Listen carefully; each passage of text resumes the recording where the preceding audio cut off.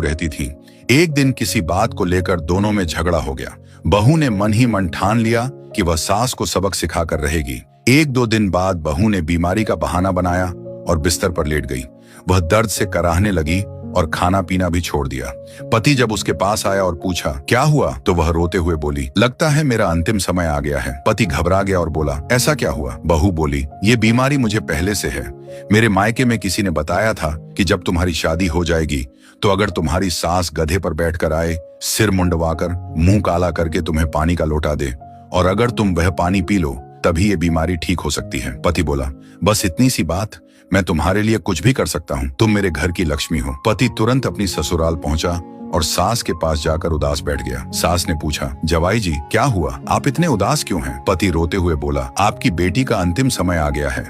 सास घबरा गई और बोली, क्या हुआ, कैसी बीमारी है? पति बोला, ये डॉक्टरों वाली बीमारी नहीं है, इसका इलाज कुछ और ही है और वो सिर्फ आप कर सकती हैं। सास बोली, बताइए जवाई जी, मैं अपनी बेटी के लिए कुछ भी कर सकती हूँ। पति ने हिचकिचाते हुए कहा, अगर आप गधे पर बैठकर आए, सिर मुंडवाकर, मुंह काला करके और अपनी बेटी को पानी का लोटा दें और वो पानी पी ले तो वो ठीक हो सकती है।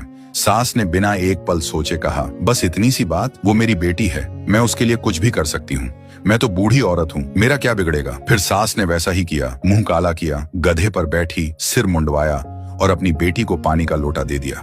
बहू बहुत खुश हुई। मुंह काला होने की वजह से वह सास को पहचान नहीं पाई और मन ही मन सोचने लगी, आज मैंने अपना बदला पूरा कर लिया। वह मुस्कुराकर बोली, देख तिरिया का चाल, गधे पे चढ़ी और मुंह काला। पति भी समझदार था, वह मुस्कुराकर बोला, देख मर्द की फेरी, माँ तेरी की मेरी। निष्कर्ष, इस कहानी से हमें यह सीख मिलती है कि दूसरों के लिए बुरा सोचने से अंत में नुकसान हमारा ही होता है।